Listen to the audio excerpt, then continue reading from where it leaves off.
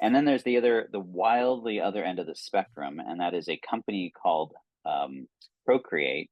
Their CEO made a bunch of news. Credit for them. I mean, it is hard for a small company that most people have never heard of to make any noise, and these guys were all over the place because I'm not sure if you have to beep this or not, but his quote that made all the headlines was, "I really fucking hate generative AI," and he basically went out there and made a statement that they have an iOS app for illustrations, that we are not going to embrace any AI. So I think we see companies now starting to land on one of two ends: either you're going all in, or you're doing what these guys are doing and saying, "Forget it, we're out. We're not. This is bad." And unsurprisingly, all of the creative community that was there for customers have sort of rallied, yay!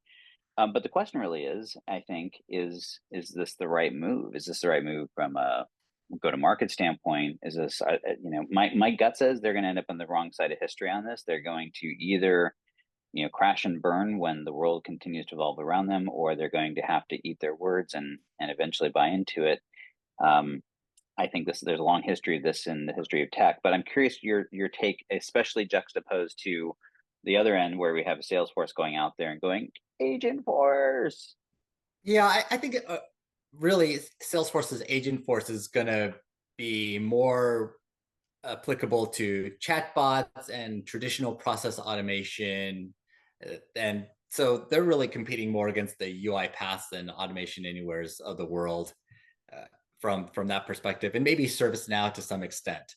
That's going to be an interesting back and forth there. But I don't think the Salesforce announcement is really going to affect this generative AI discussion to the Yeah, same no, extent. I'm not saying they'll But I do think.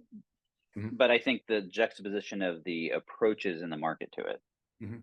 But I think Procreate is going in the other direction. I honestly see generative AI as being more like a calculator or a search engine as a tool at the end of the day. I think it is great at producing a lot of summarizations for large texts, or to provide a starting point or the equivalent of a stock image when it comes to either a picture or a contract or even a paper. If I'm going to ask it to write a paper, I expect it to provide a stock image version of what the average producer would create.